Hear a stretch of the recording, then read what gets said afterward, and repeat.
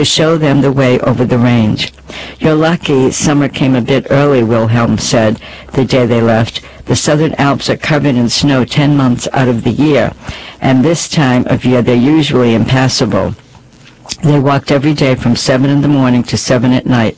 Wilhelm proved extremely helpful as a guide until they woke up one morning to find that he'd vanished. Luckily, he left the remainder of the food, along with his map.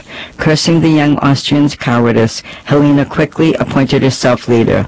She wraps her handkerchief around her cigarettes and slides them back into her purse, then reaches to her breast pocket for the map and peels it open gently by the corners. With all of the use it's gotten, its edges are now velvet soft. It creases unnervingly thin.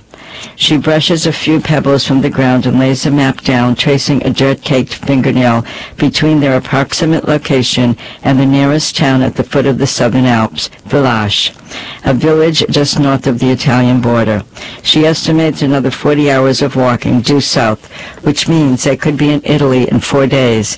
It will be a challenge. Their lungs have acclimated to the 3,000-meter altitude, but the soles on their shoes, not intended for such frequent, rugged use, have begun to disintegrate. They'll need to be exceptionally cautious, especially in their descent.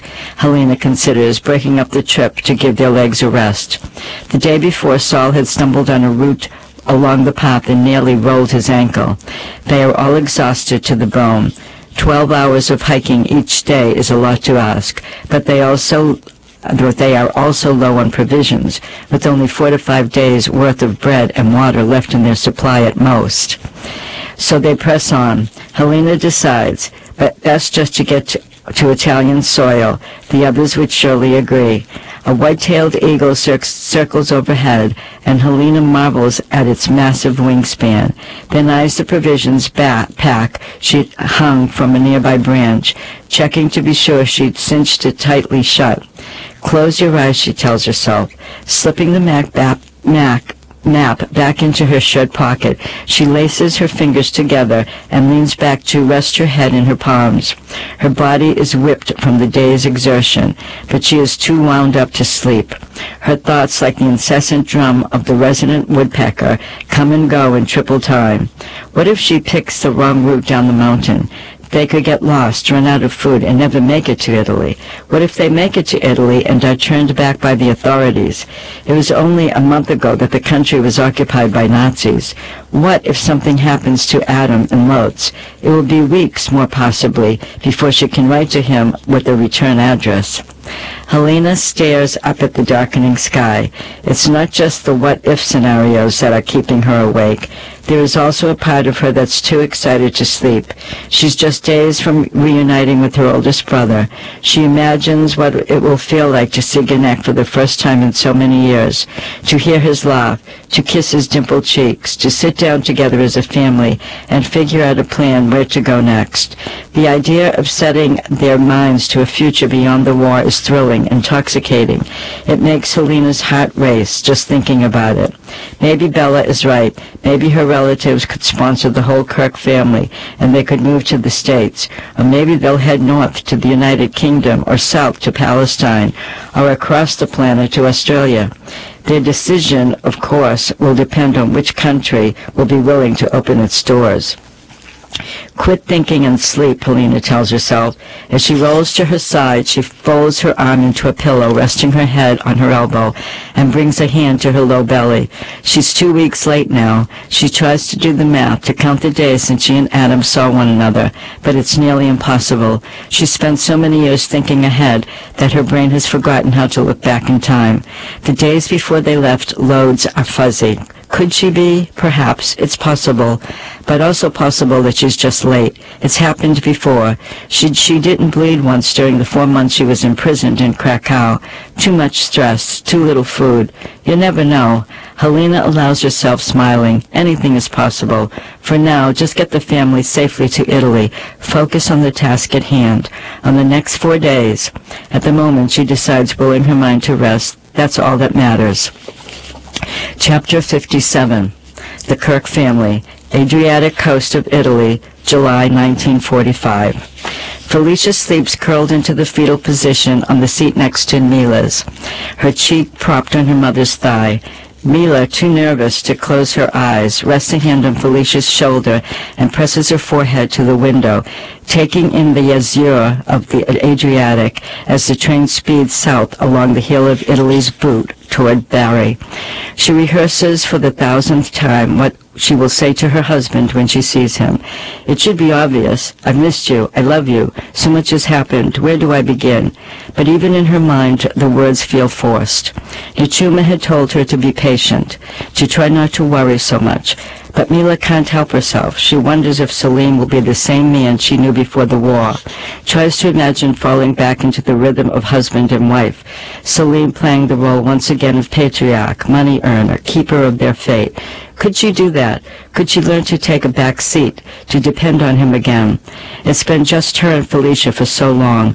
She's not sure she's ready yet to let someone else take the reins, even if that someone is Felicia's father. Across the aisle, Helena fans herself with the newspaper. She'd begun the trip sitting opposite Mila, but conversing with her sister while watching the scenery stream by in reverse had made her stomach turn, so she moved to a seat where she could face forward. She's pregnant. She's sure of it now. Her stomach heaves when it's empty. Her breasts are swollen and tender, and her slacks have grown snug around the waist. Pregnant. It is a truth as daunting as it is thrilling. She hasn't said a word to the family yet. She plans to tell them after they reach Bari, and she'll have to come up with a clever way to share the news with Adam back in Lodz. Perhaps she'll splurge on a telephone call. I've just walked over the Alps and I'm pregnant, she'll say. If someone had told her before the war that at 28 she'd lead her family across a mountain range, pregnant and on foot, she'd have laughed wholeheartedly. She's not a country girl. A 3-week haul over the mountains, sleeping on the dirt with stale bread and water for sustenance, while carrying a child. Not a chance. Helena replays the past few weeks of their journey in her mind, marveling at the fact that despite the circumstances, she hasn't heard a single complaint, not from Mila, who trekked for hours each day with Felicia on her back, not from her parents, whose limbs grew more apparent by the day, not even from Felicia, whose shoes were so small her blistered toes had finally poked a hole in one of them, and who, when her mother wasn't carrying her, had to take 2 strides for every one of the adults to keep up. Their border crossing into Italy, thankfully, had been uneventful. Siamo Italiani, Helena lied to the British authorities manning the checkpoint in Tassento. When the guards balked, Helena opened her purse. Returning home to our family, she said, reaching for the remaining cigarettes. It was a strange feeling to walk for the first time on Italian soil. Yachuma was the only one in the group who'd been before. She used to visit Milan twice a year to buy silk and linen for the shop.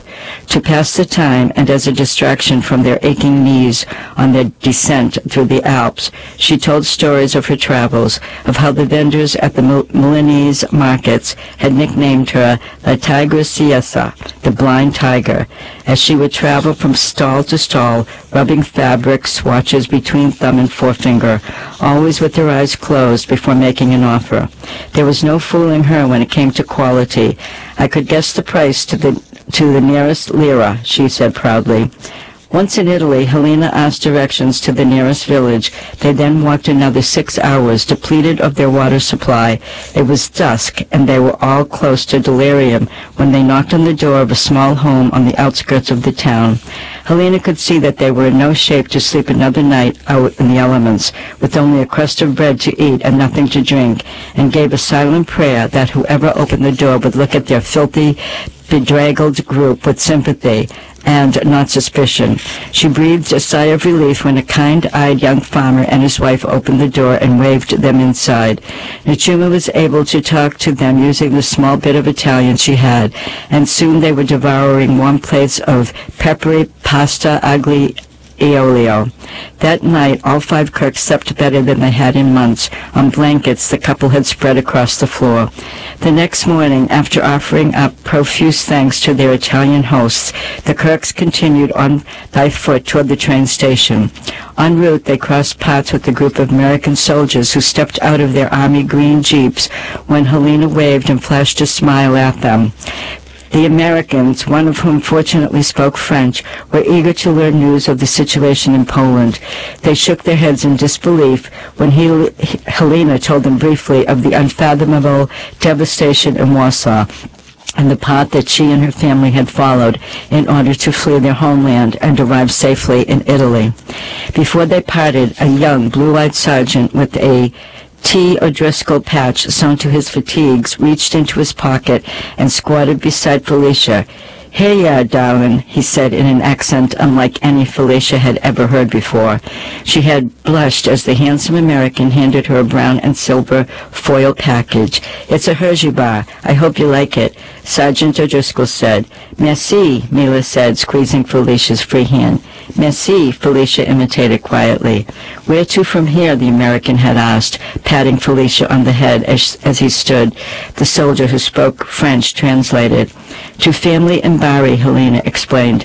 "You're a long way from Bari." We've gotten pretty good at walking," Helena said, smiling.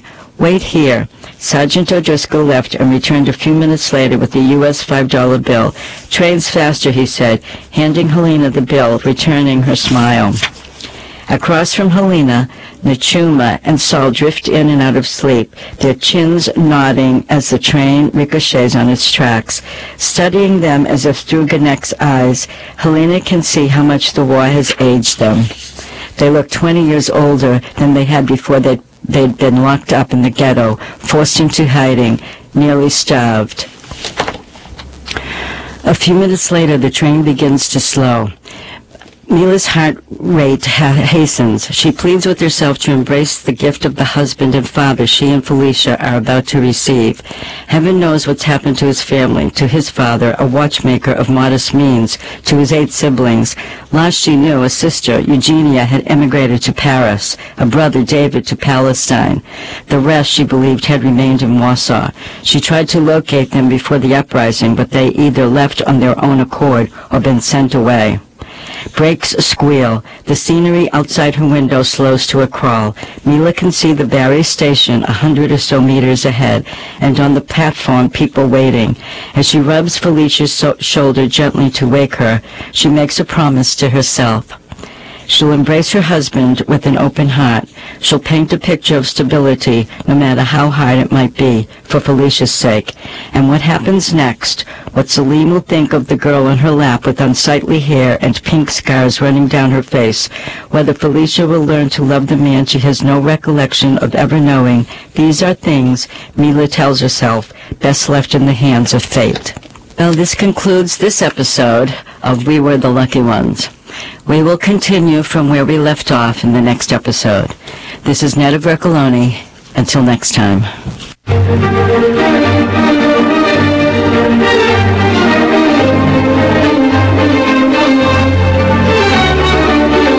You've just been listening to the Select Mix Book Hour, brought to you from the Talking Information Center. If you missed any of this episode or would like to listen to it again at your leisure, please visit our website at ticnetwork.org.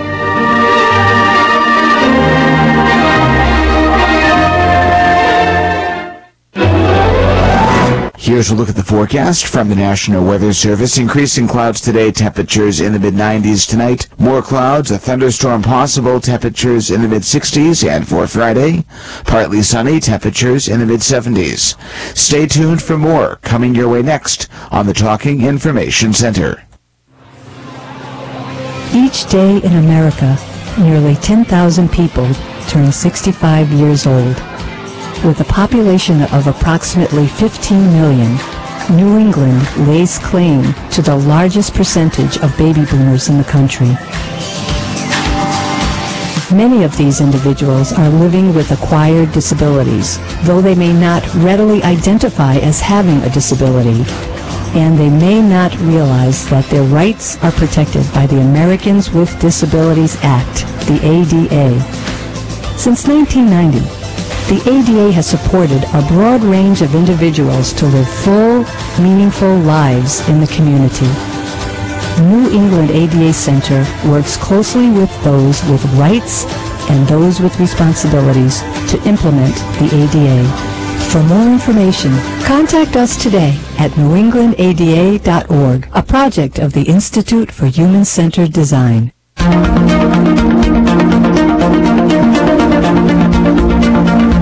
Thank you for listening to the Massachusetts Reading Network, a window to independent life in your community from Cape Cod to the Berkshires. Hi, this is volunteer reader Bob Kay, broadcasting from Springfield, Massachusetts. Stay tuned for more coming your way next. WRRS Middleborough, Pittsfield, WVBF Middleborough, WDJM Framingham, WUML Lowell, WLLO Londonderry.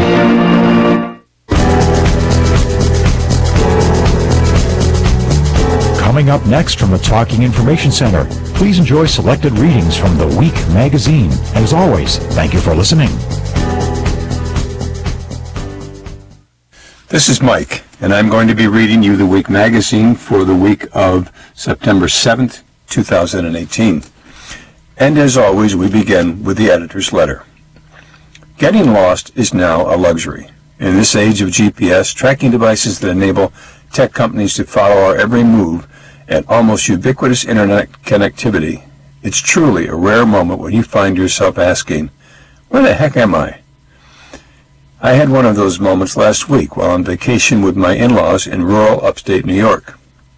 Using the Wi-Fi on my Airbnb, I programmed my smartphone to direct me to a secluded lake some 10 miles away. Google Maps got me there, but after splashing around with my kids, I realized I had no cell reception, which meant I didn't know how to get home, because I blindly followed my phone on the way out, ignoring most landmarks. With the kids' dinner time approaching, my wife and I initially panicked, then pointed our car in a direction that looked vaguely familiar and set off. With no digital assistant to guide us, we became more aware of our surroundings, noticing cute little hamlets, farm stands, and rickety barns that we'd previously sped past. Soon, we arrived back at our house, feeling pathetically proud that we'd survived the 10-mile journey without our phones. There were other glorious moments of digital disconnection. Cell service often disappeared while we were out hiking in the woods or lounging by the side of a tree-fringed stream. So I didn't get the buzzing break-in news alerts. Manafort convicted. Cohen pleads guilty. That would have made me look away from my kids enjoying the great outdoors. And my even more tech-dependent in-laws, who have been known to iMessage each other while sitting on the same couch, also had to put down their devices. Rather than Google whether that bird that just flapped past was an egret or a heron, they simply had to enjoy it.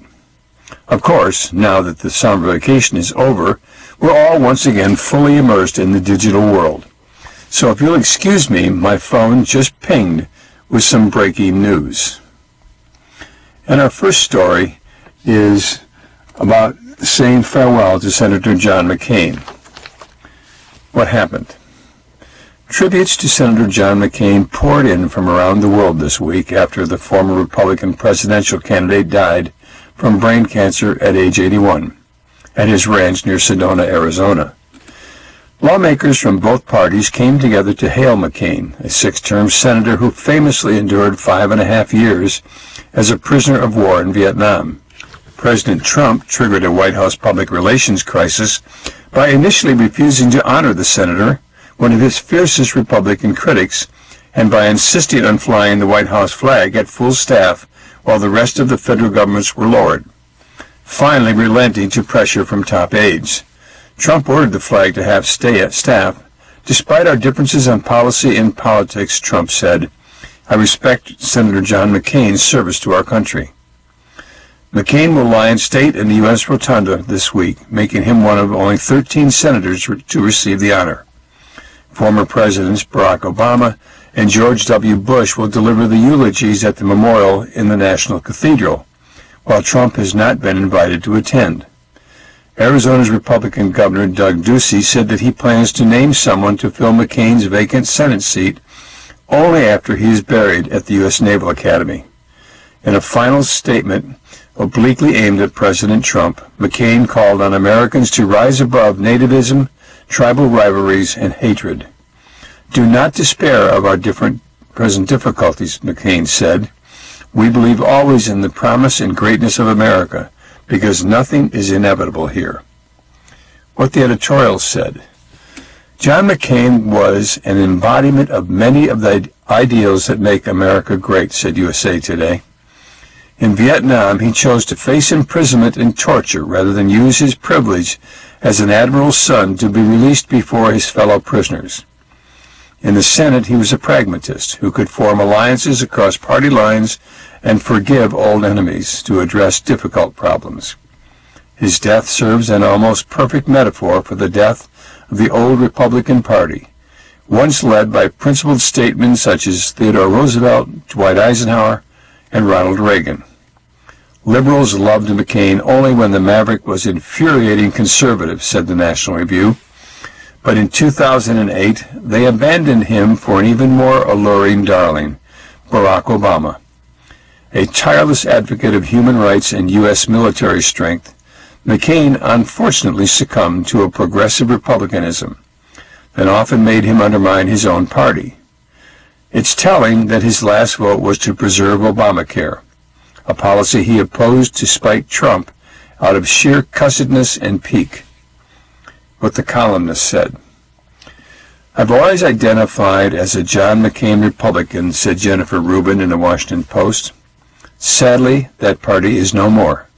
The time-honored virtues that McCain embodied, courage, loyalty, patriotism, honor, have been replaced with fealty to Trump and his xenophobic brand of American nationalism.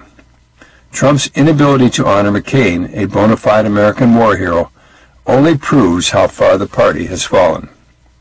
"Sorry, but McCain paved the way for Trump," said Laura McGann in Vox.com. "In the worst decision of his career, he elevated the woefully unqualified Sarah Palin to the national stage as his vice presidential nominee, as a sop to his party's right-wing base. She then proceeded to run a populist campaign based on white cultural resentment, unleashing a political style and a value system that animated the Tea Party movement and laid the groundwork for Trump presidency. Despite the maverick myth he carefully cultivated, McCain could be as self-serving as any politician," said Will Bunch in the Philadelphia Inquirer. "But compared with Trump and Republicans who bow down to him, he comes off like the blessed love child of Abraham Lincoln and Joan of Arc." Whatever his faults, McCain was a giant, said Albert Hunt in Bloomberg.com. Besides his friend, Democrat Edward Kennedy, he was one of the two most important American politicians over the past 70 years, who never made it to the Oval Office. He was a principled opponent of torture, a highly influential voice in foreign policy, and a relentless opponent of authoritarian regimes like Vladimir Putin's Russia. He was the senator no one could ignore. In the "It Wasn't All Bad" section, Vance A. Funk III retired as mayor of Newark, Delaware in 2013 because of health problems. But the 75-year-old is still serving his city, although a stroke has left him with limited movement on his right side. Funk leaves his Main Street home at 6 each morning and picks up litter dumped by the college town's hard-partying crowds. When he spots graffiti, Funk doesn't ask the city to remove it. He simply grabs a bucket of paint closest to the door needed and does the job himself. "I think doing this helps keep me alive," Funk says.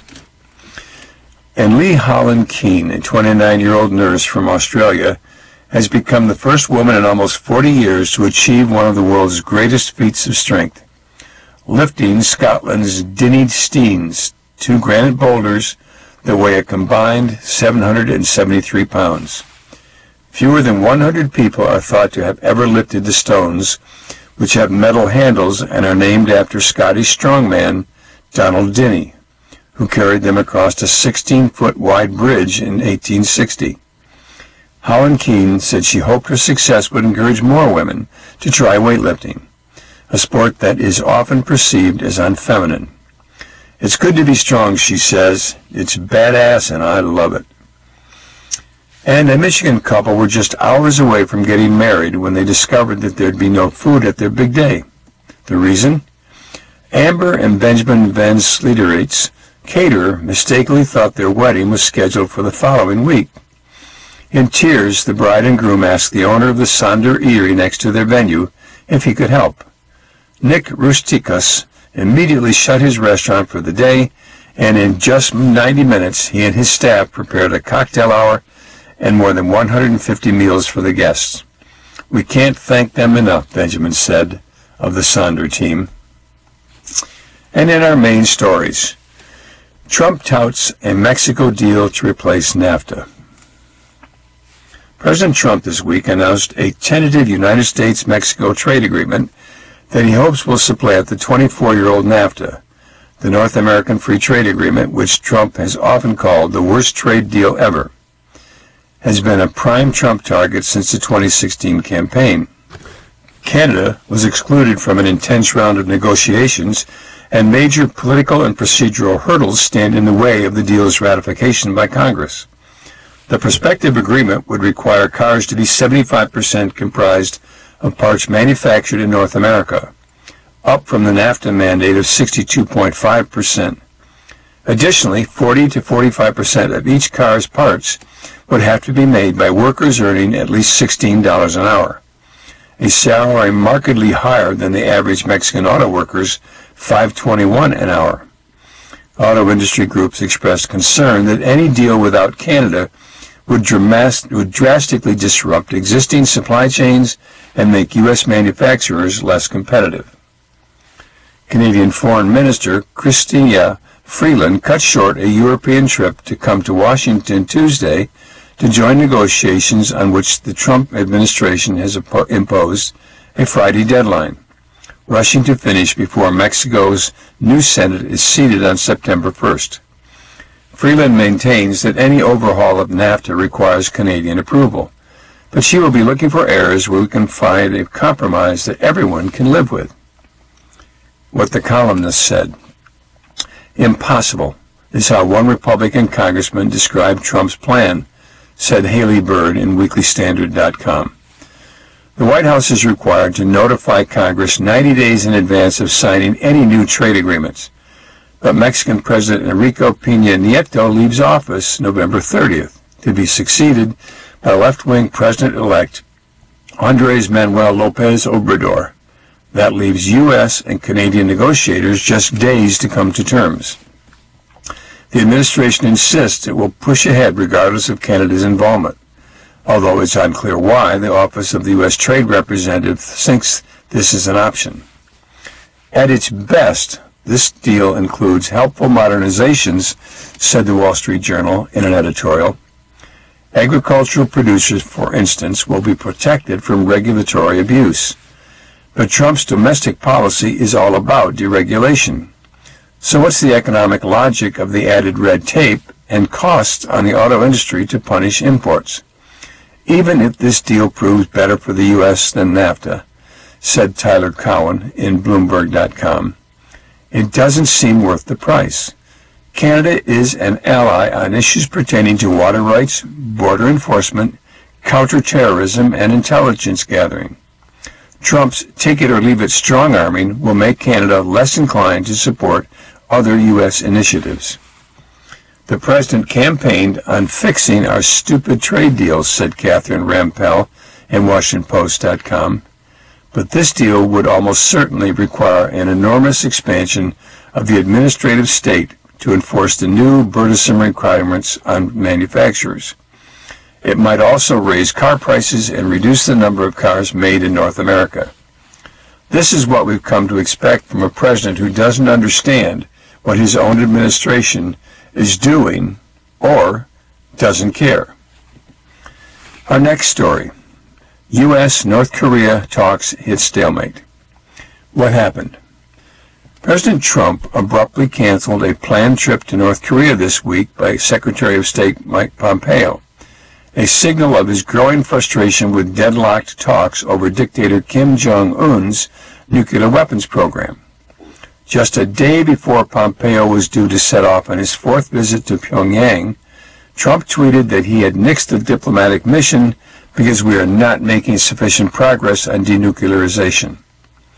The president had reportedly been angered by a letter sent to Pompeo by top North Korean officials, which warned that negotiations may fall apart because the U.S. wasn't honoring commitments made by Trump at his Singapore meeting with Kim in June. North Korea wants the U.S. to declare an official end to the Korean War, but the Trump administration is insisting that Pyongyang first provide a full account of its nuclear arsenal and surrender most of its warheads. Trump tweeted after the June summit that Kim's regime was no longer a nuclear threat, but the International Atomic Energy Agency, the United Nations nuclear watchdog, said this week that the North was continuing its development of nuclear material. In a further sign of mounting U.S.-North Korea tensions, Defense Secretary James Mattis said that he had no plans to halt future U.S.-South Korean military exercises on the peninsula. Trump had suspended what he called war games with Seoul in June as a sign of good faith to Kim. What the columnist said. Once again, the president pulled the rug out from under his own negotiators, said Michael Fuchs in NewRepublic.com. From the moment he was impulsively agreed to meet with Kim without any concessions from the tyrant, he has de-incentivized any movement on the North Korean side. He could have used the cancellation of the Pompeo trip to ramp up pressure on Pyongyang, but after announcing that the meeting was scrapped, he tweeted his warmest regards to Chairman Kim. Still, the president was right to cancel this meeting, said Joshua Keating in Slate.com. No progress is going to be made until both sides can agree on exactly what was agreed on in Singapore. Right now, the U.S. says Kim pledged to give up his nukes.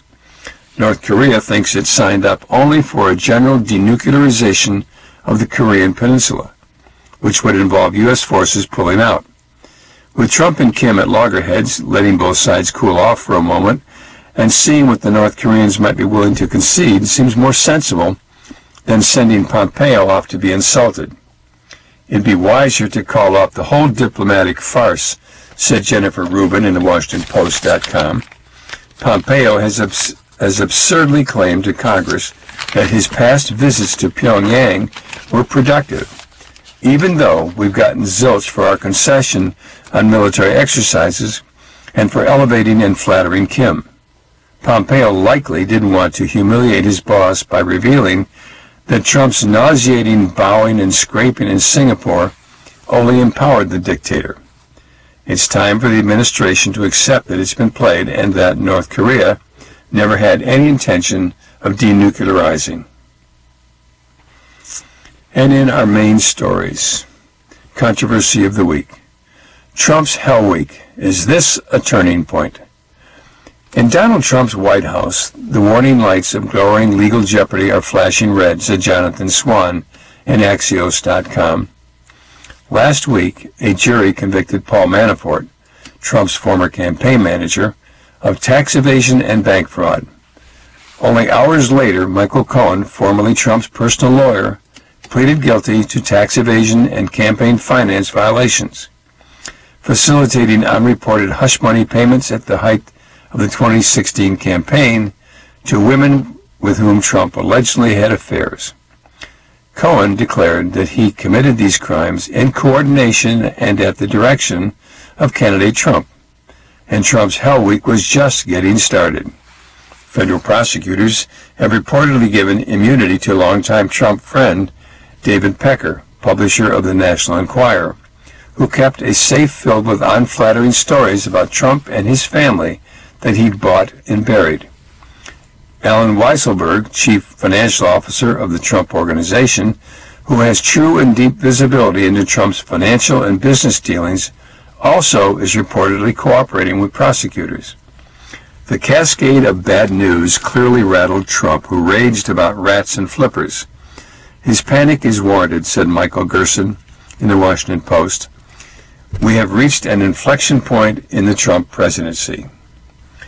Actually, there is almost certainly much less here than meets the eye, said Andrew McCarthy in the nationalreview.com. Manafort was convicted for financial crimes unrelated to Trump. As for Pecker and Weisselberg, their immunity deals were part of the probe into Cohen's hush money payments, but it's unclear if they've agreed to talk to special counsel Robert Mueller or otherwise testify against Trump. More importantly, said Robert Knight in WashingtonTimes.com, none of this has anything to do with alleged Trump campaign collusion with the Russians, the supposed focus of the Mueller investigation. Do liberals giddy with fantasies of impeachment really think Trump's affairs and hush money payments, while undoubtedly sordid, will drive him from office? Let's take a look at what we know so far, said David French in nationalreview.com. The list of former Trump officials who are guilty of crimes now includes his former campaign chair, deputy campaign chair, national security advisor, and personal lawyer. We also know that other members of Trump's inner circle, including his son Don Jr. and son-in-law Jared Kushner, at least tried to collude with Russia in the 2016 election, and then lied about it. Sorry, but the claims by Trump and his supporters that this is all a rigged witch hunt are ringing hollower by the day. No one can outrun the truth forever, said Charles Blow in the New York Times. When Mueller finishes his work, I predict the whole truth of Trump will shock the world even more than it is already shocked. And Trump's base will stick by him, said Selena Zito in the New York Post. The populist coalition he assembled knew who Trump was going in, and they've heard nothing to make them abandon him and return elitist Washington insiders to power. Even if Democrats impeach Trump after November, Senate Republicans won't vote to convict because they know their party's rank and file stands squarely behind the president. We've known all along that the rule of law and Trump would at some point be unable to coexist, said Andrew Sullivan in nymag.com. Is it possible that Trump will, in the end, get away with everything, even if it's shown he conspired with the Russians? Given the tribal loyalty of Trump's voters, that question remains as nerve-wrackingly open. We now move to the good week, bad week section. It was a good week for carnivores after the lunch in upstate New York for the first raw meat vending machines. The Applestone Meat Company says its refrigerated machines will let consumers purchase sustainably raised pork, beef, lamb, and sausage at any hour of the day or night. And it was a good week for rebuilding after the struggling Turkish soccer club Gulspor sold 18 of its youth team players to another team and used the proceeds to buy 10 goats. The profits from breeding the goats and selling goat milk, said team president Kenan Buyukalebeb, will be used to raise better young players.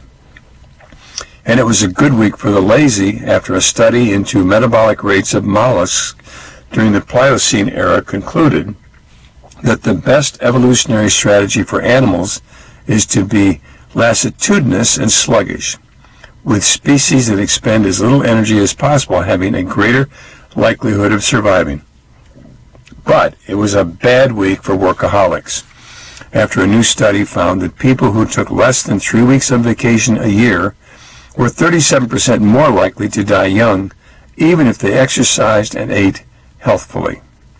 And it was a bad week for swimming off Cape Cod, after a Scarsdale, New York neurologist said he had a heart attack by punching the animal in the gills. There was no time to think, said William Litton, 61, who suffered a severe bite to his left leg.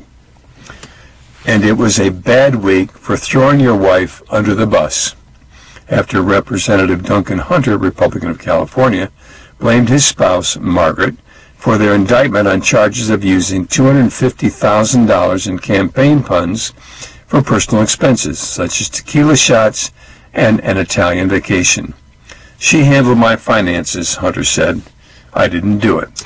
In the Only in America section, an Illinois woman was visited by police and investigated by Child Services for letting her 8-year-old daughter walk the dog around the block. Corey Wyden's ordeal began when a neighbor saw the child walking alone with the dog and called the police. Wyden, who was not charged, said she lives on a safe suburban block. "No one will dictate my parenting choices," she said. And a Minneapolis company is offering their employees fraternity leave to let them work from home while they settle in new pets. For a lot of people, their pets are their children, explained Allison McMenamin, vice president at Nina Hale, the marketing company where fraternity leave is a formal perk of employment. In New York City, a data company is offering paternity leave to employees who adopt a rescue dog. And in the boring but important section, Trump's intervention in FBI decision. President Trump participated in 2 meetings at the White House with government officials planning a new FBI headquarters building, an Inspector General's report revealed. After the meetings, officials decided to keep the FBI in its current location, across the street from the Trump International Hotel. The agency had planned to move from D.C. to the Maryland or Virginia suburbs, a cheaper option than remaining on Pennsylvania Avenue. Representative Jerry Connolly, Democrat from Virginia, who requested the report, claimed vindication, saying that when the investigation started, the idea that President Trump was directly involved with the FBI development in close proximity to the Trump Hotel was dismissed as a conspiracy theory. Connolly is pushing for congressional hearings. And in the U.S. at a glance, nomination rules change. Chicago. The Democratic National Committee voted last week to dramatically reduce the influence of superdelegates in selecting the party's presidential nominee, with significant implications for the 2020 race. In the past, superdelegates, elected officials and other party leaders, got a say in nominating a candidate alongside delegates chosen in state primaries and caucuses. In 2016, they made up about 15% of votes at the convention. Under the new rules, superdelegates will vote only if the process is deadlocked and no candidate has a majority on the first ballot. The decision raises the hopes of party outsiders in what's expected to be a wide-open race to challenge President Trump. In 2016, supporters of Senator Bernie Sanders, independent from Vermont, feared that superdelegates would overrule the wishes of primary voters. Ultimately, Hillary Clinton won both a majority of primary voters and the nomination. And in Balch Springs, Texas, officer convicted. A white former police officer was found guilty of murder this week for fatally shooting an unarmed black teenager, Jordan Edwards, in 2017, and could face life in prison. The officer, Roy Oliver, 38, was fired from the police force days after the shooting, which he testified was done to protect his partner. Oliver and the partner had responded to a house party when gunshots rang out from somewhere outside. Partygoers raced out of the house, and Oliver retrieved his rifle.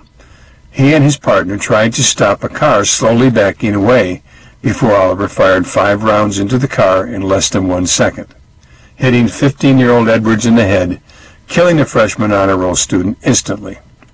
Edwards' relatives sobbed and hugged when the verdict was read.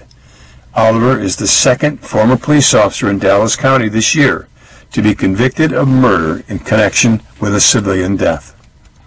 And in North Carolina, gerrymanders struck down. A panel of 3 federal judges ruled this week that North Carolina's congressional districts were unconstitutionally gerrymandered to favor Republicans, threatening havoc for the November elections. The judges held that a district's lines, which let Republicans capture 10 of the state's 13 seats in the House of Representatives, despite North Carolina being roughly evenly divided politically, might need to be redrawn immediately, potentially forcing candidates to run in entirely new areas. To have the election for new congressional districts with no primaries would be chaos, said one influential Republican donor. The GOP-controlled state legislature could ask the Supreme Court for a stay, keeping the current map in place through November. The court, however, is split 4-4 between likely pro-Democratic and pro-Republican votes. A tie would leave the lower court's decision in place. And in Jacksonville, Florida, another troubled shooter. A 24-year-old gunman killed 2 competitors at a video game tournament this week and injured 12 others before taking his own life, with much of the massacre captured on camera in gruesome detail. The shooter, David Bennett Katz, had managed to buy 2 handguns and extra ammunition in Baltimore near his hometown. Police said, despite an extensive history of mental health issues, he had received treatment and medication for psychiatric issues since age 12. A judge wrote in 2010 that David would go days without bathing, would play video games until 4 a.m. on school nights, would walk around the house in circles. Taylor Robertson, 28, of West Virginia, and Elijah Clayton, 22, of California, were killed playing the Madden NFL video game.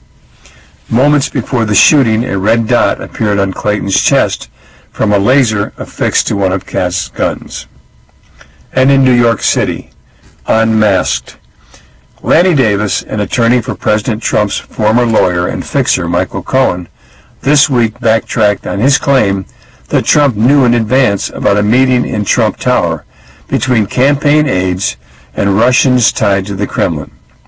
Davis admitted he was the source of a CNN story that reported that Cohen witnessed Trump being told about the meeting, but said, "I made a mistake."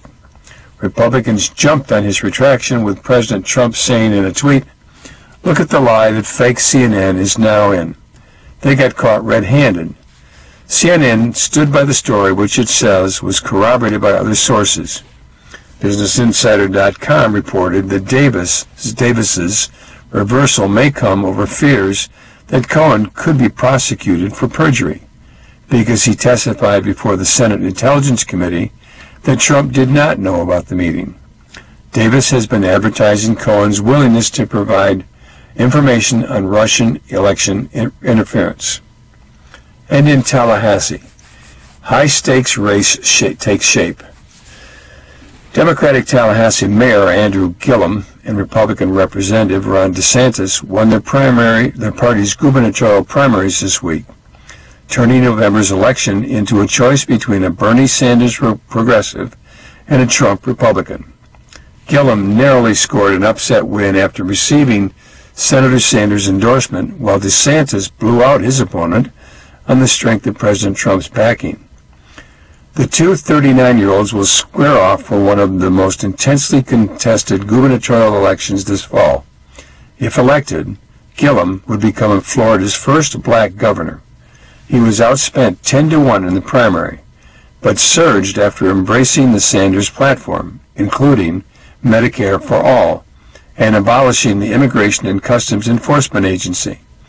DeSantis ran a campaign closely aligned with Trump, beginning his victory speech by saying, "Thank you, Mr. President." We now move to Paris, quitting to save planet.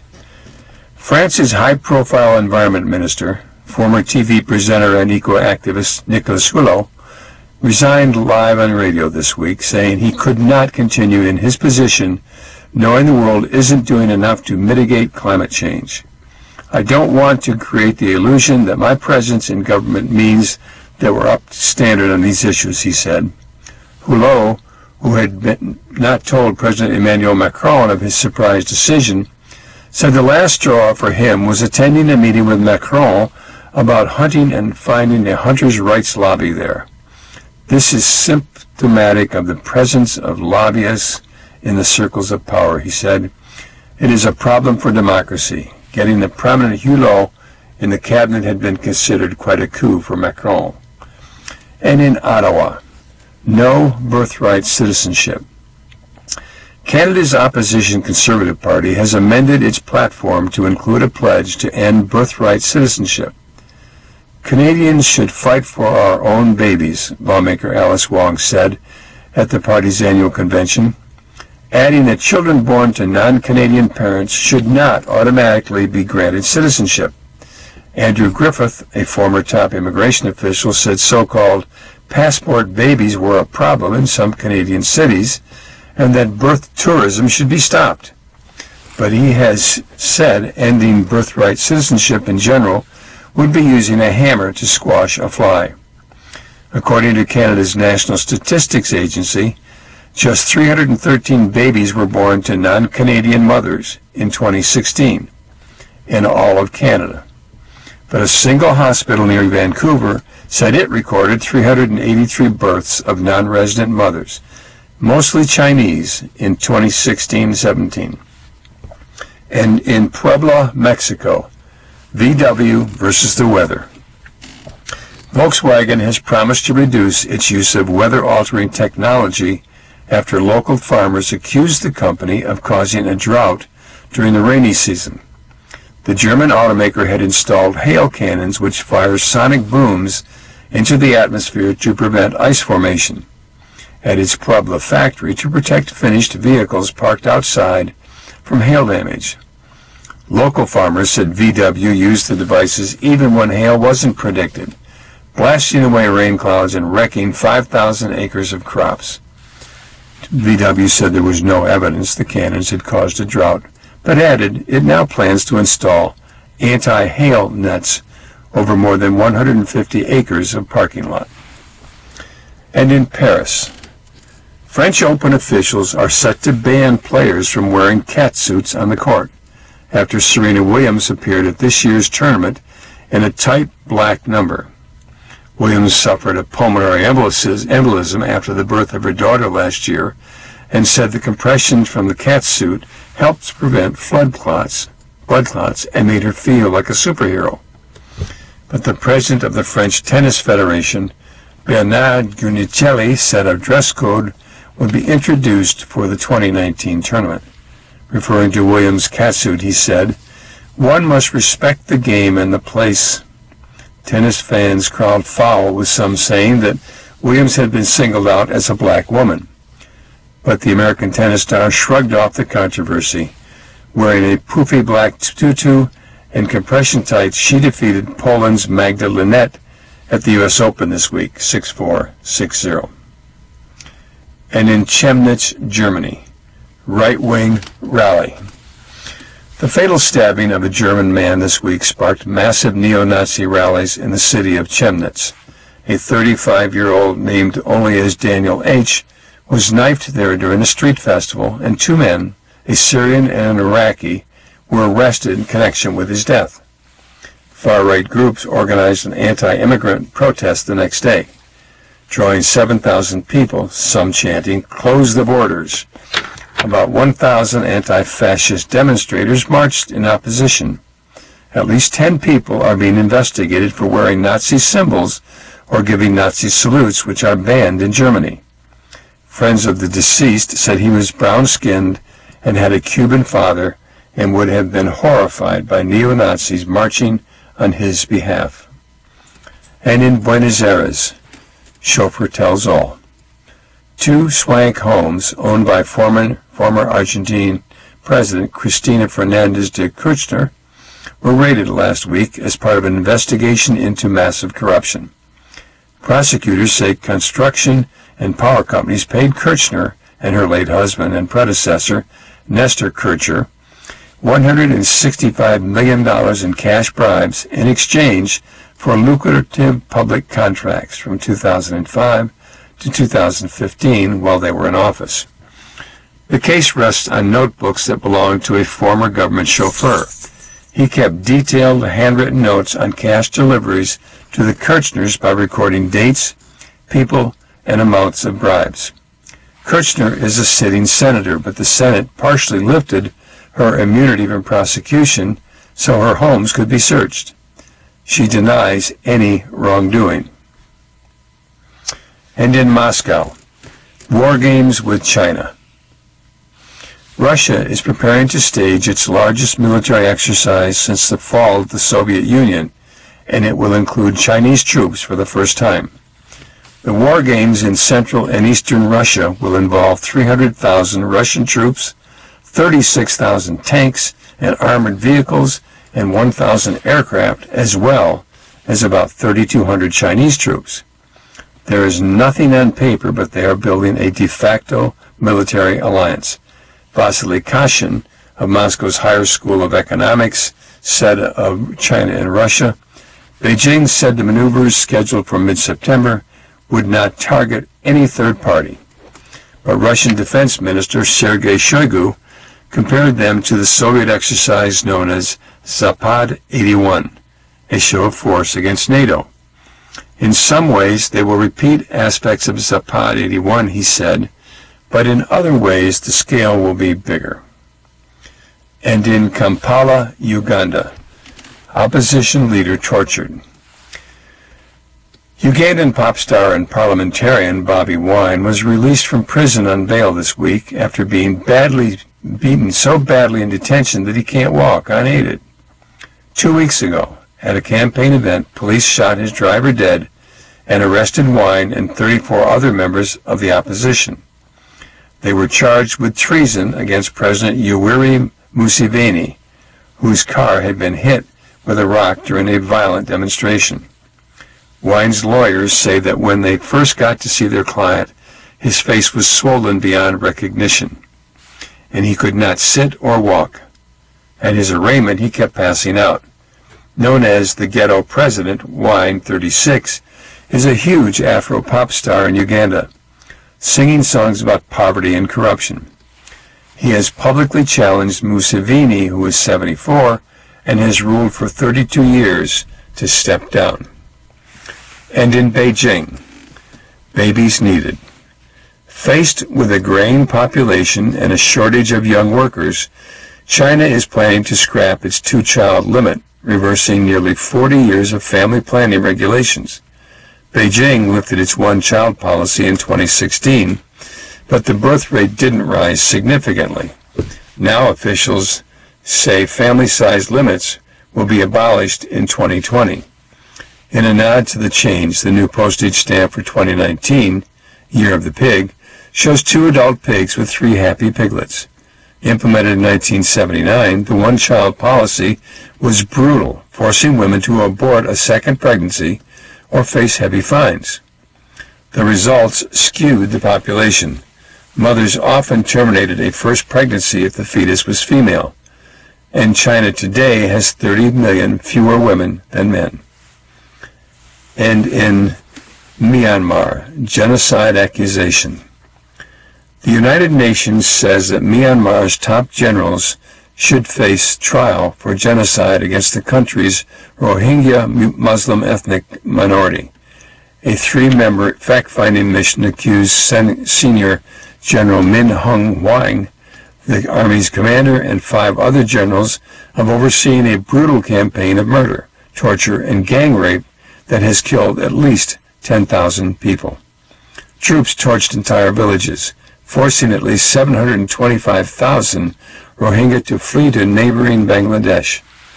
The investigators also sharply criticized the civilian government of Aung San Suu Kyi, a former political prisoner and a Nobel Peace Prize winner, for not doing enough to stop the massacres. Myanmar has refused to cooperate with the UN investigation and says its troops were merely battling terrorists. And in Tehran, economic blame game. In a humiliating public rebuke of Iranian President Hassan Rouhani, Iran's parliament summoned the president to publicly answer questions about the country's economic crisis and then rejected his explanations. Rouhani blamed the nation's woes on U.S. sanctions that were reimposed after President Trump in May pulled the U.S. from an international deal to limit Iran's nuclear programs. Since then, international businesses have fled Iran. Unemployment has risen, and the rial has collapsed. Hardliners in the parliament who oppose Rouhani's reformist agenda said they would debate whether to refer his mismanagement of the economy to the judiciary, which could lead to impeachment. And in Gaza, Palestinian infighting.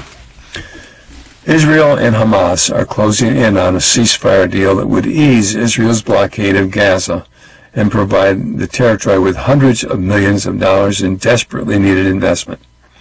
But Palestinian Authority President Mahmoud Abbas is trying to block the agreement, saying only his West Bank-based authority can negotiate on behalf of Palestinians and that it must first regain control of Gaza. seized by rival Palestinian faction Hamas in 2007. One Abbas ally told Israeli TV that Abbas had said, "Over my dead body, there will be a ceasefire between Israel and Hamas." In an attempt to pressure Hamas into submitting to PA control, Abbas has cut Gaza's budget and the salaries of its state employees, pushing its economy to the verge of collapse. Moving to the people section, David Hogue, Hogue's battle for gun reform. Within hours of the shooting at Marjorie Stoneman Douglas High School in Parkland, Florida in February, David Hogue became the face of gun control, said Lisa Miller in New York Magazine.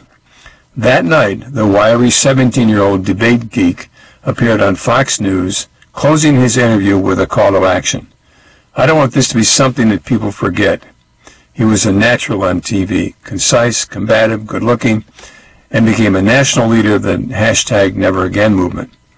But his relentless criticism of the National Rifle Association also turned him into a hated figure for gun rights supporters, some of whom claimed he was a crisis actor, hired to stir up anti-gun sentiment. This summer, when Parkland students launched a 75-city bus tour, Hogue was usually with bodyguards in a black SUV. He receives frequent death threats. Hogue seems unfazed. "If somebody is stupid enough to try anything on us," he says, "that will make the movement even stronger."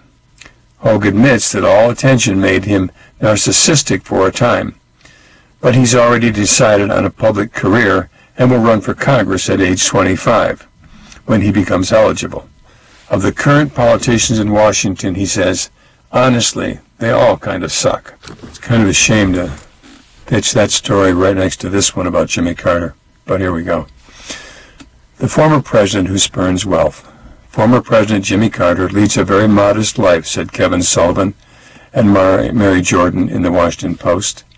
He still lives with his wife of 72 years, Rosalind, in the two-bedroom ranch house in Plains, Georgia they built in 1961, and teaches Sunday school at the local Baptist church.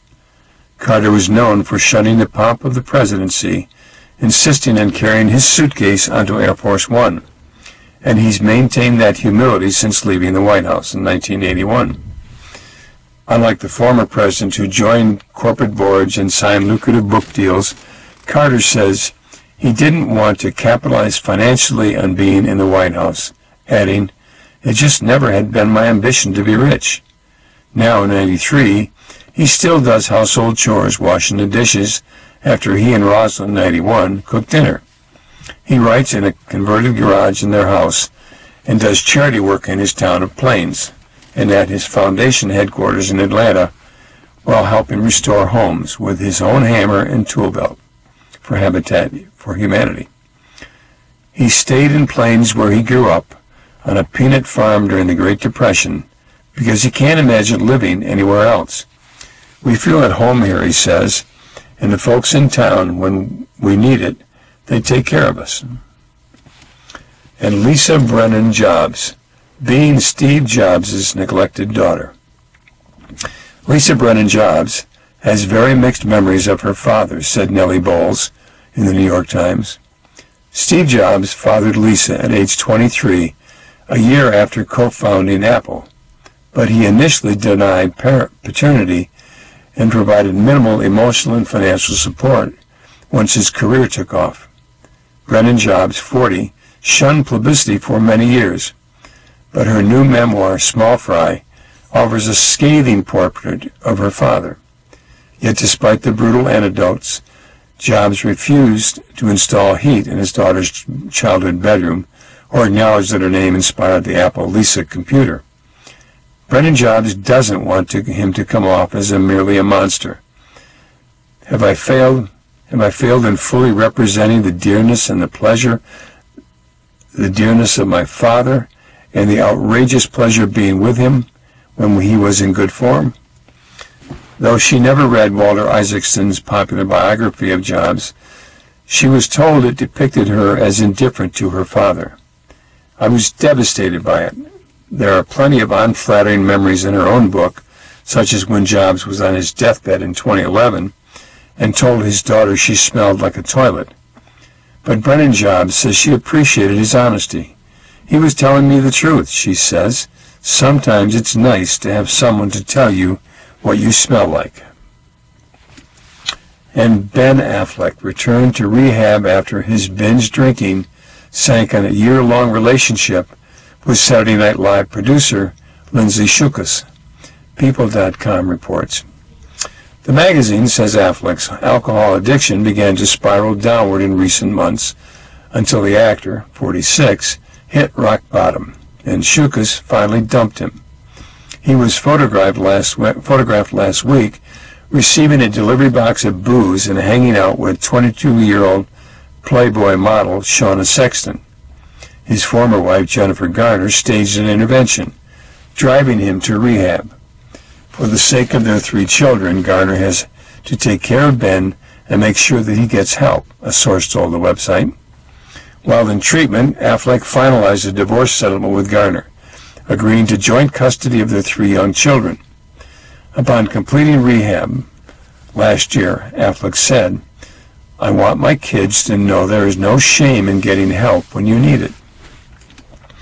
And Prince's family is suing Dr. Michael Schulenberg for prescribing him oxycodone and failing to diagnose the opioid addiction that led to Prince's death in 2016. Prince died at 57 after accidentally overdosing on fentanyl, a powerful painkiller.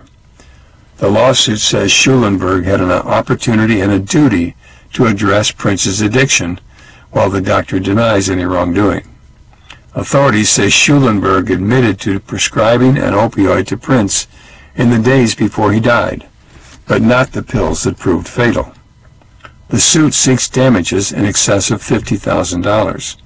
Prince suffered from intense pain for years from various orthopedic injuries he incurred while performing, and an investigation found hundreds of painkillers at his house. Just as the Spice Girls revealed plans for a reunion tour, Mel B entered a rehab for alcohol and sex addiction, according to The Sun, UK. Melanie Brown, known as Scary Spice in the group that sold 85 million records, was reportedly diagnosed with post-traumatic stress disorder after her divorce last year from film producer Stefan Bellafont, who she says was emotionally and physically abusive.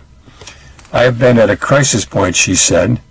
Mel B, 43, admitted she blew the roughly $50 million she earned with the Spice Girls and now is financially battered from legal fees.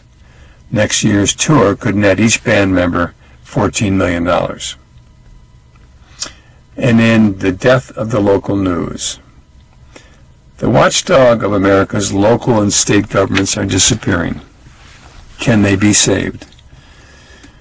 What's the state of local news?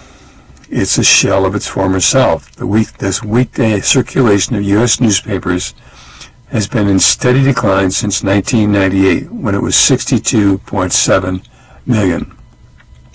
Today, their print and digital circulation combined reaches only about 31 million, according to the Pew Research Center. Fewer readers mean less subscription revenue, but it's the crash in advertising revenue that's been most painful. Newspapers' ad revenue plummeted from $48 billion in 2000 to $16.5 billion in 2017. Local newspapers that were once community institutions were forced to slash budgets and staff, and many folded entirely. Even in major cities, local news is struggling. The Pittsburgh Post-Gazette just cut its print editions from 7 days a week to 5, and the venerable New York Daily News laid off about half its staff in July, a move that tabloid's current corporate parent, Trunk, said was made to reflect the realities of our business.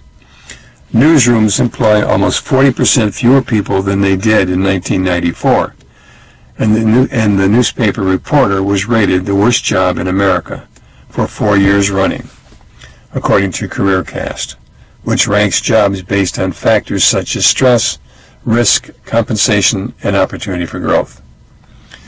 What caused local news' decline? More than anything else, the Internet. Older readers continue to buy newspapers, but younger readers, who grew up expecting free online content and constantly updated news, aren't inclined to pay for a printed product. As readers began deflecting to online sources in the early 2000s, Craigslist made paid newspaper classified ads all but obsolete, with its mostly free message boards. Classifieds once generated up to 40% of newspaper ad revenue, peaking at $19.6 billion in 2000.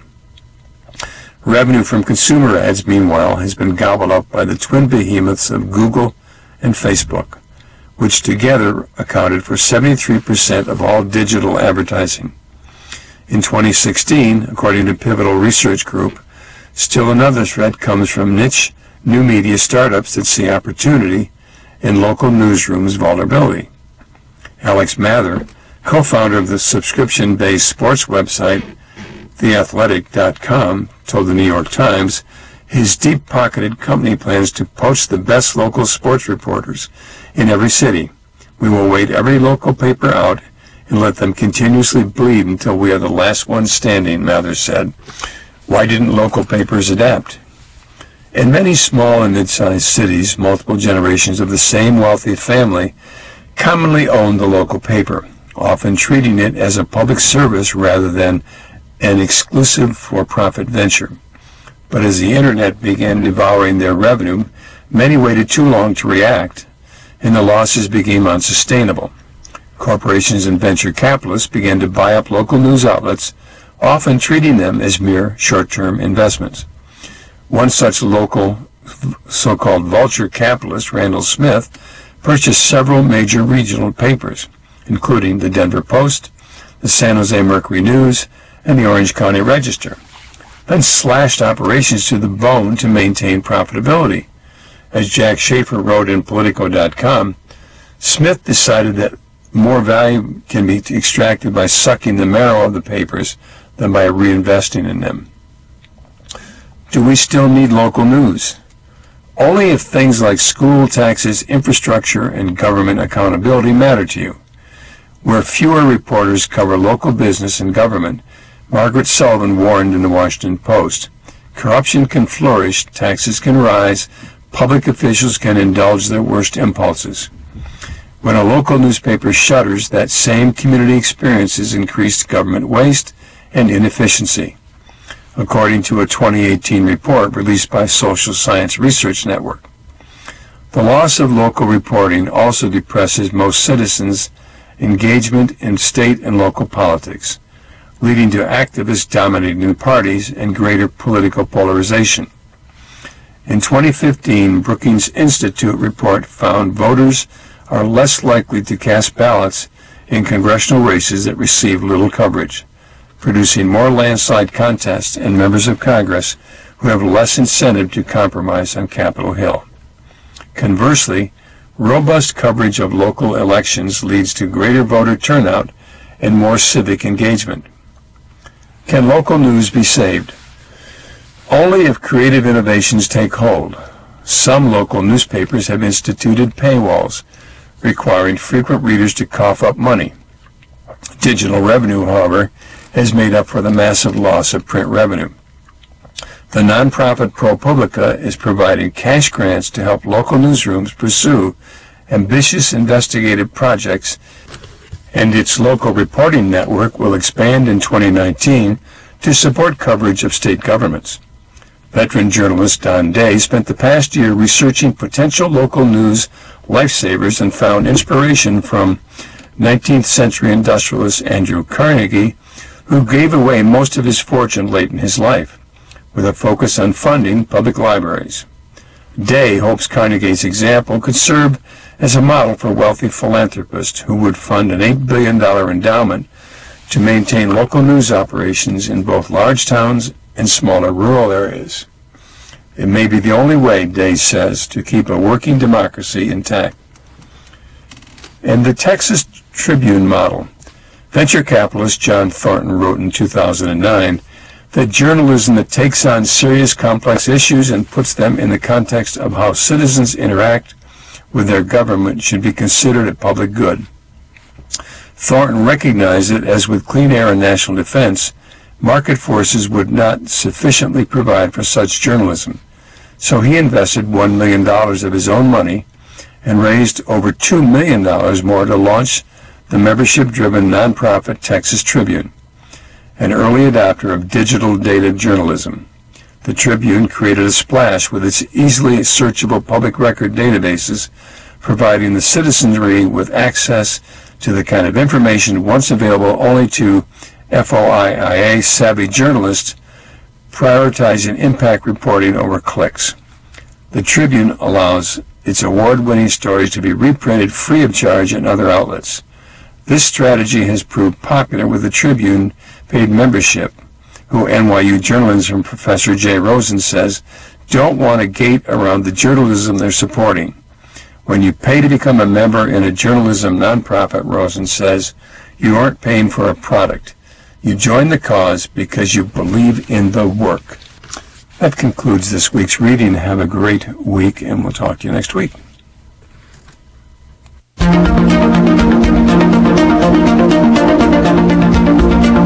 Thank you for listening to the Massachusetts Reading Network, a window to independent life in your community from Cape Cod to the Berkshires. This is volunteer reader David Brandt, broadcasting from Lowell, Massachusetts. Stay tuned for more coming your way next. WRRS Middleborough, Pittsfield, WVBF Middleborough, WDJM Framingham, WUML Lowell, WLLO Londonderry.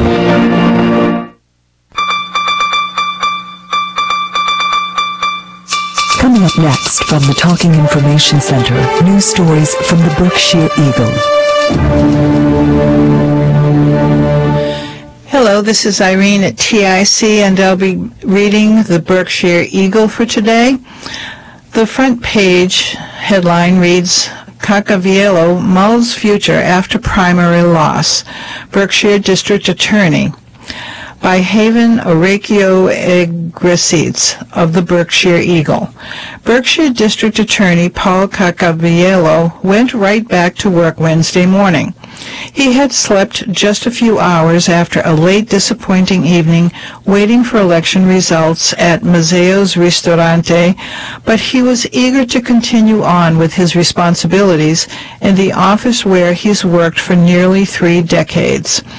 Today is no different than yesterday was. We still have a job to do for the public, he said. He told his staff, yesterday does not change their commitment. That should continue despite the election results.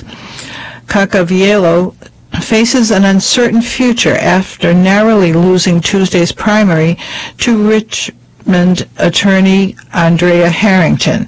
He told the Eagle on Wednesday he plans to take the next few days to breathe before deciding on his next steps. Harrington edged out the sitting district attorney, winning with 39% to his 36% of the 21,560 county-wide votes. Judith Knight, who had successes in many South County towns, took 24%.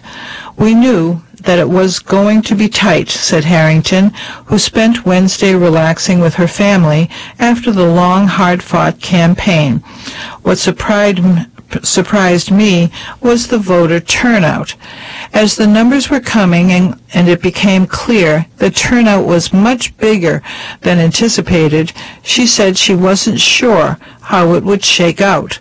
But things still fell the way we expected it to, she told the Eagle. Cacaviello, too, was surprised with the high voter turnout, which he said indicates an interest in the work of the district attorney's office. He said he was happy he had succeeded in Pittsfield and Dalton as he expected. The Williamstown numbers were interesting, he said, but I have nothing to compare them to. Harrington won that town overwhelmingly with 60% of the vote. Knight took 25%, and Cacaviello came in last with only 13% of the 1,390 votes. Cacaviello said that with such a close overall winning margin, he has to at least contemplate running a write-in campaign in the general election.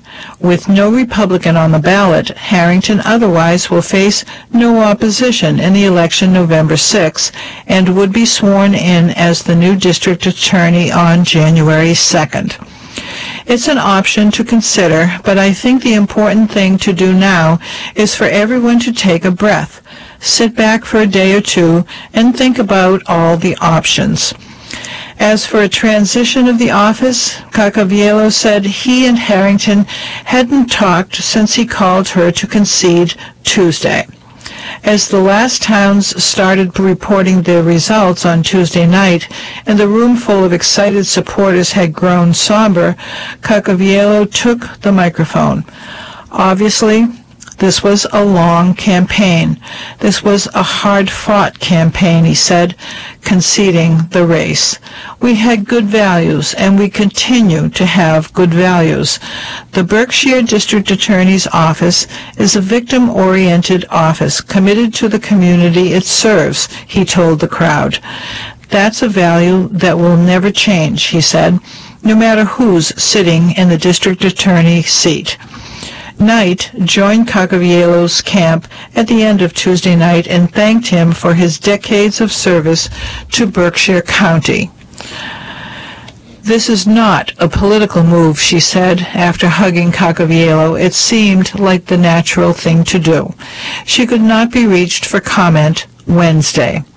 The high turnout and spirited three-way race could be indicative of a nationwide dialogue on the criminal justice reform.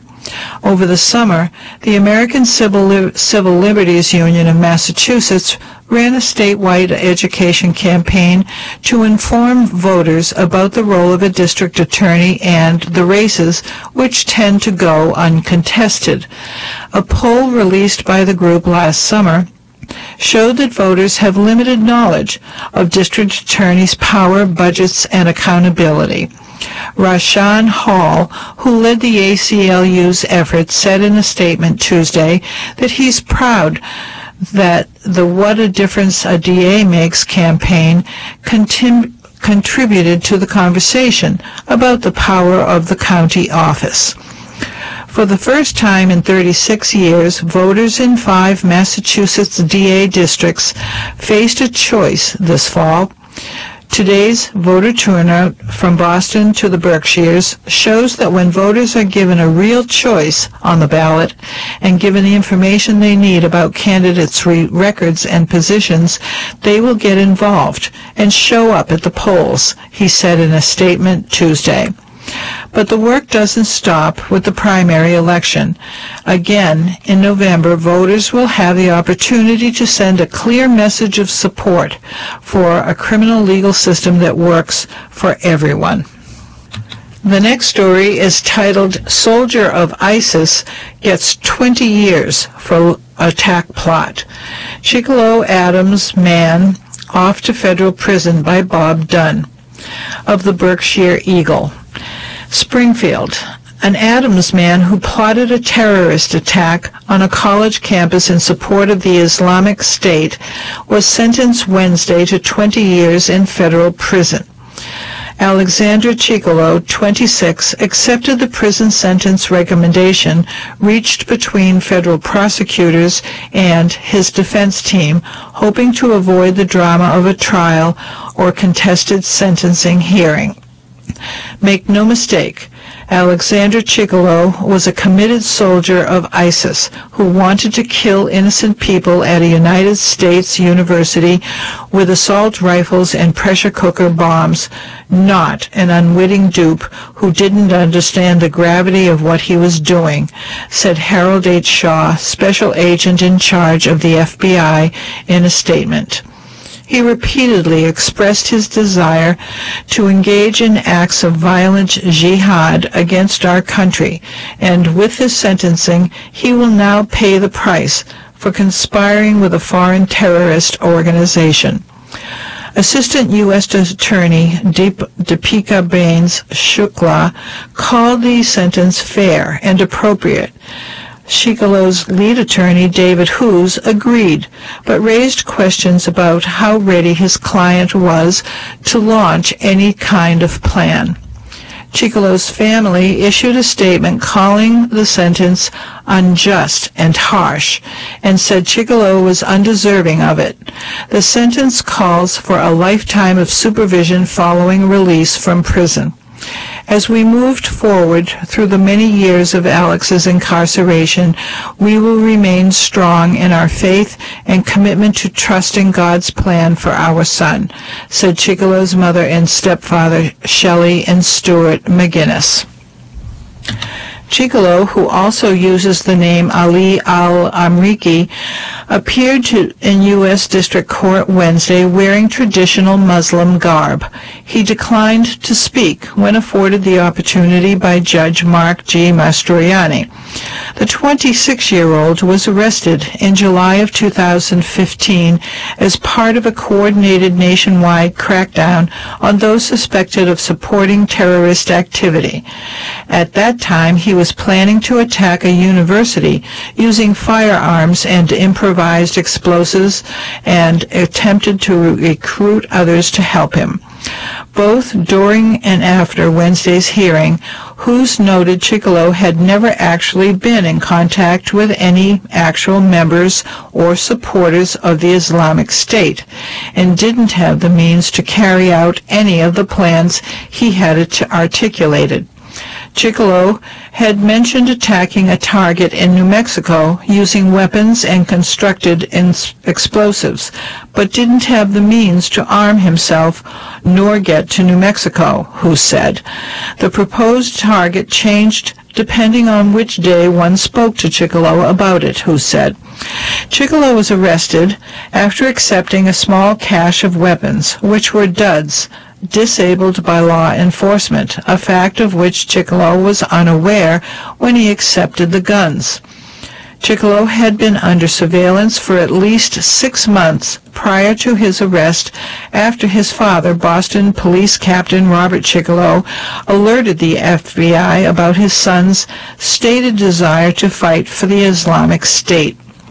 I don't think Mr. Chicolo expected that this was going to be the result of that phone call, Hughes said, speculating that the senior Chicolo may have expected the government to contact his son and inform him that they were aware of statements he had made and recommend he cease, colloquially known as knock and talk, as is often done in similar cases. Shukla said Robert Chicolo's decision must have been agonizing, but had to balance the dual roles of father and law enforcement officer. She said she hoped Robert Chicolo's decision would encourage others to report suspicious activity, believing doing so in this case saved people's lives. Terrorist attack was avoided. Shukla said the sentence was a reflection of the seriousness of the charges and argued Chicolo demonstrated intent to harm by buying equipment, including a pressure cooker, with the intent of constructing a bomb, and had begun building Molotov cocktails, specifically designed to inflict more harm and prolong suffering. The partially constructed explosives contained plastic foam, which Shukla said was for the purpose of thickening the fuel mixture and making it more difficult to remove from skin once ignited. She said the sentence was a reminder of the necessity of vigilance and the need to address threats before they materialize. A domestic terrorist attack was avoided, and we're thankful for that, said Shukla, who also drew a distinction between Chicolo's actions and those of peaceful, law-abiding Muslims around the world. Shukla also noted to the court that the fact Chicolo attacked a nurse performing a medical screening during his booking by repeatedly stabbing her in the head with a pen and only broke off the attack when the pen broke. Shukla said the nurse who submitted a letter to the court felt Chicolo's sentence was appropriate and found some comfort in knowing she wouldn't have to take the stand at trial. In their statement, the Chicolo family thanked their son's defense team and those who have lent their support over the last 3 years. We want to express our heartfelt thank you to Alex's defense team for their tireless work during these 3 long years. We would like to also express our gratitude for the many people globally whose support and prayers for Alex and our family meant so much during this difficult time. Following his arrest, Chicolo gave an interview to authorities that was recorded. A portion of that interview was played during his arraignment. The Islamic State kills enemies. They kill oppressors, Chicolo said during that 102-minute FBI interview. What I'm saying is the Islamic State will only kill people who fight them. Hoos said Wednesday that while Chicolo believes in the idea of an Islamic caliphate, he does not support the current group that calls itself ISIL or ISIS or their tactics. But he's very serious about his religion, and I think at least in a theoretical sense, he hopes for an Islamic caliphate to someday come into existence. At sentencing, Hoos asked Judge Mastriani to consider recommending Chicolo be allowed to partake in substance abuse counseling and that he be sent to a prison in the Northeast to allow more visitation with his family. Mastriani said he would make both of those recommendations.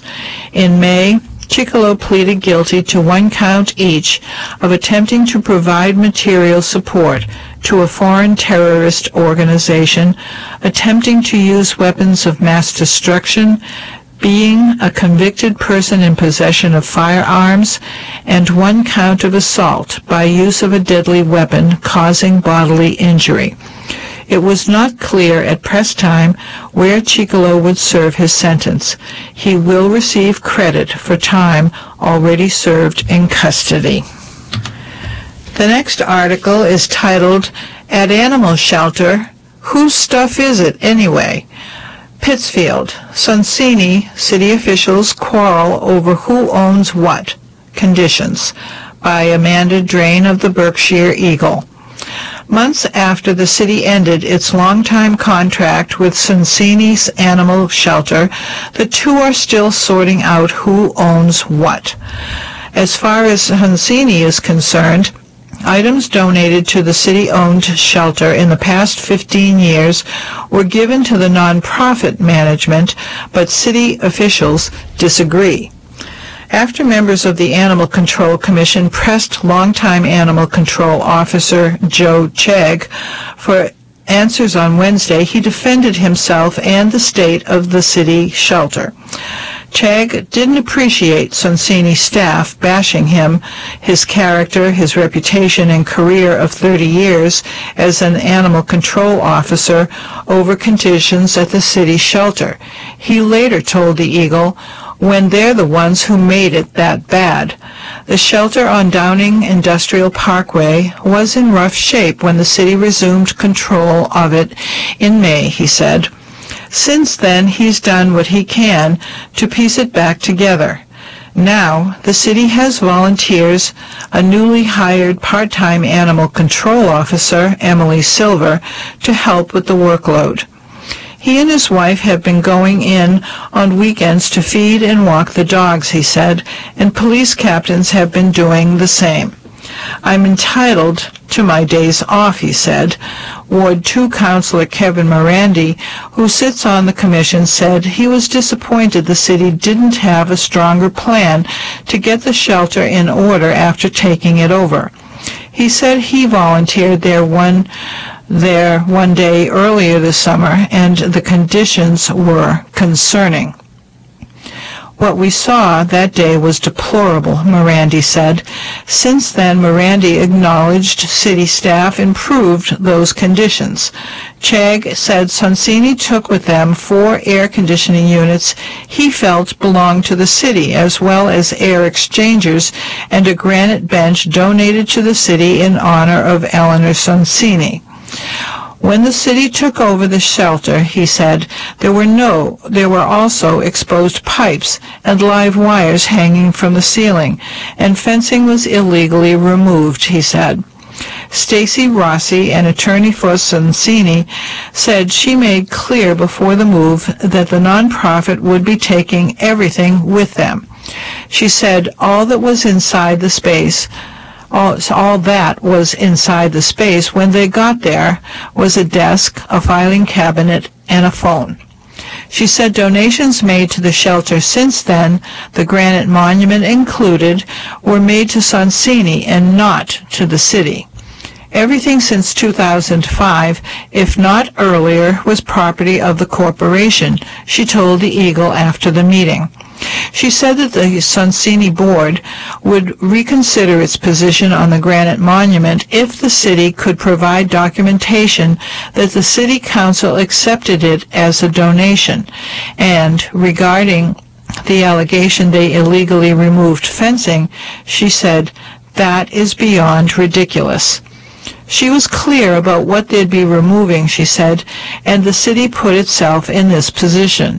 They're dealing with basically the consequences of their own actions, she said. Chegg, who also serves as president of the Animal Control Officers Association of Massachusetts, said the shelter isn't the only thing keeping him busy. Wildlife is through the roof for us, he said. This is the time of year. We live in the Berkshires, and so to those in the community who love animals and might like to volunteer, he said, the more the merrier. The next article is from the 1st Congressional District. Neal's local margin of victory matched that of district. Incumbent takes 75.5% in Berkshire County defending representative seat from newcomer Amital Wadood's challenge by Larry Parnas.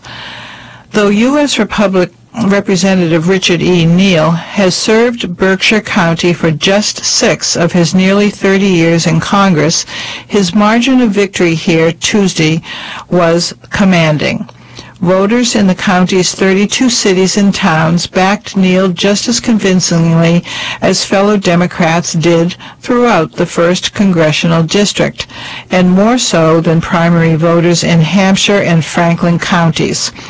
Neal won 70.5% of the vote in Berkshire County, compared to 70.7% for the district as a whole, putting him easily over challenger Tahira Amatul Wadood, a Springfield attorney, making her first bid for elected office.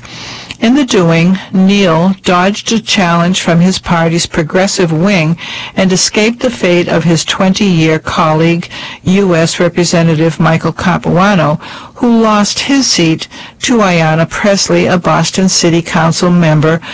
Minorities now make up a majority of that district, once represented by Tip O'Neill and John F. Kennedy. Earnest challenge. The day after the vote, Amatul Wadood's campaign manager said she was happy her candidate connected with so many Berkshire voters who found her an inspiring figure in spite of lopsided campaign resources. What we were able to do was amazing, said Yasmin Abdulathim, who planned to participate later Wednesday in a campaign post-mortem. But even ahead of that, she was pleased in spite of Amatul Wadood's loss. She got 20,000 people to see the value of her candidacy. The campaign spoke to them. We are inspired that she was able to bring so much to the table. But as of 8 p.m. Tuesday, when polls closed, the incumbent all but ran the table in terms of vote totals. Neal won with 48,613 votes, according to an Associated Press tally, with all but a few precincts reporting. Amatul Wadood received 20,066 votes. The breadth of this victory is really huge, Neal told campaign workers at a victory rally Tuesday night at the Basketball Hall of Fame in Springfield. Neal vowed to help Democrats retake the House, telling supporters they already knew what such a win could mean to him personally and professionally. Neal would chair the powerful Ways and Means Committee if his party wins a majority in Congress during the midterm election in November. "We're on to that challenge," the congressman said. "I hope and expect that we will prevail and win the House of Representatives." In all, 13,876 Democrats in Berkshire County opted to back Neal for a 16th two-year term. Amatul Wadud received 5,809. About 300 voters opted to leave the race blank. The Berkshire's ballots that came in for Neal represented 28.5% of his district totals. The first congressional district includes 87 cities and towns spread out across 5 counties.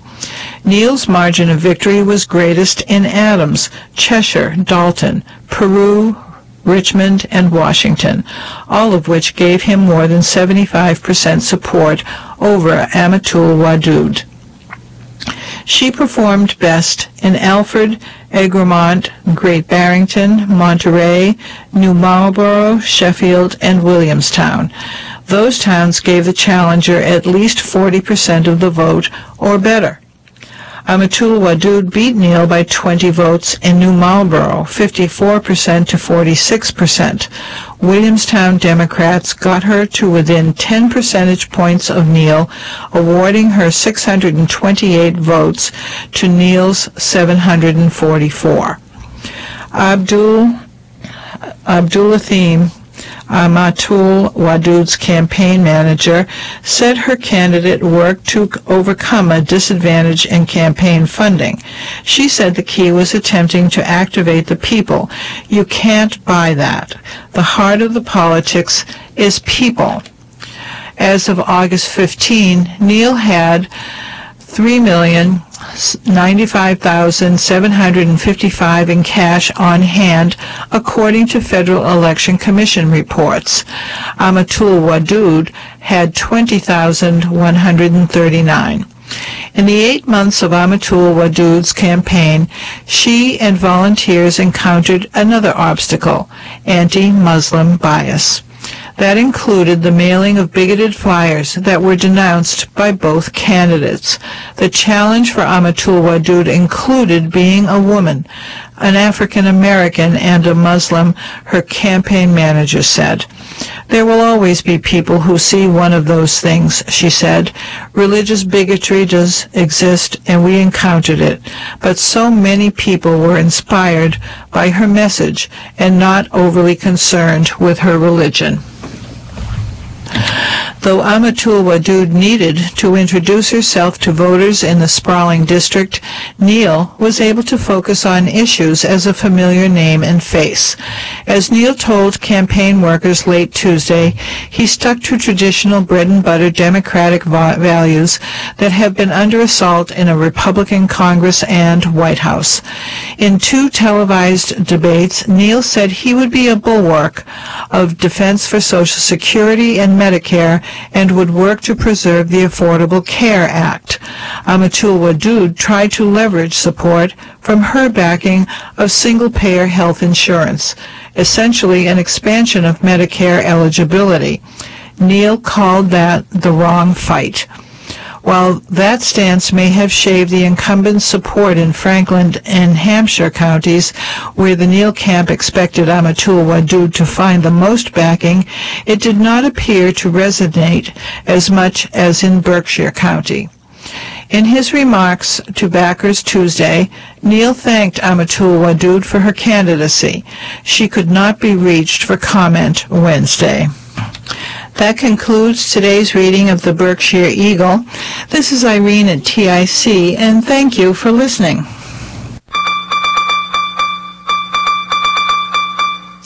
Coming up next from the Talking Information Center, news stories from the Berkshire Eagle.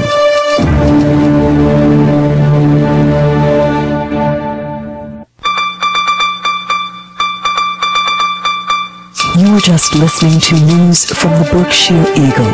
Please stay tuned for more programming.